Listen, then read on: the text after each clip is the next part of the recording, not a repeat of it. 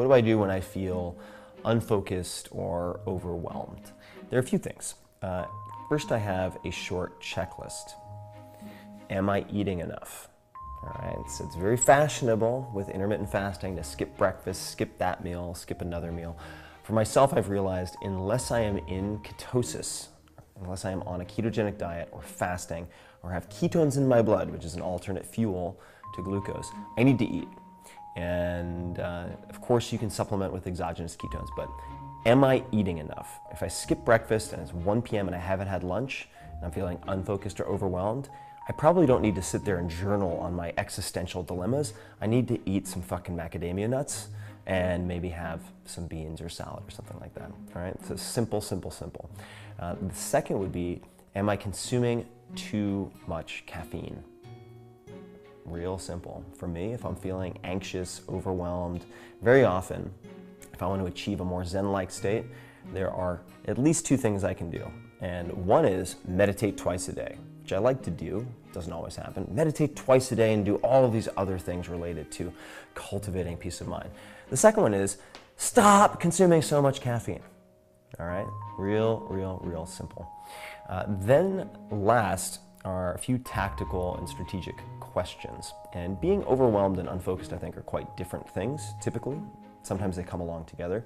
There are 2 questions, or I should say 2 pairs or groups of questions that I use a lot. The first one is an 80-20 analysis, and there are 2 questions as part of that. And I put this on paper, always on paper, because I want to trap my thoughts on paper to see if they hold any weight, to see if there's any insight, to see what is ridiculous. Maybe I have worries that once I put them down are really unfounded and kind of ludicrous. First question is, what are the 20% of activities or people that are producing 80% or more of the results and positive emotional states that I want? The positive emotional states part is really important.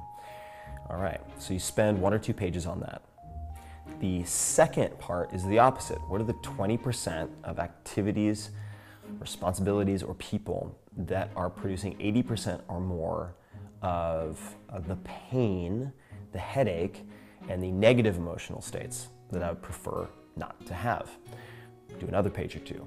And then the last question, if you're engaged with a specific project or relationship, could be anything really, is very simple. It's what would this look like if it were easy? I think very much if we're type A personality, we've competed in school, we've competed in X, we've competed in Y and Z, we are trained by ourselves to believe that if we're not redlining, if we're not overcome with effort, that we're not doing a good job, we're not trying hard enough. And I think that often leads us to seek complicated paths with many moving pieces. So what would this look like if it were easy? So for instance, if I'm having trouble with a book and I have 3 months left to write it, I'll ask myself, what would this look like if it were easy? What if I had to finish this book in a week? If I had a gun to my head, or a gun to my dog's head, poor Molly, and I had to save Molly, what would I do? All right, you have a week, that's it, period. How would you write this book? And that gets rid of a lot of fluff. And I start to say, all right, well, how could I use money instead of time to fix this problem? How could I ask other people for help instead of trying to do it all myself in this situation? What would this look like if it were easy? And you can find a lot of gems that way. And just expect 95% of what you write down is going to potentially be ludicrous. And you should come up with the absurd, right? Don't edit when you're putting stuff down.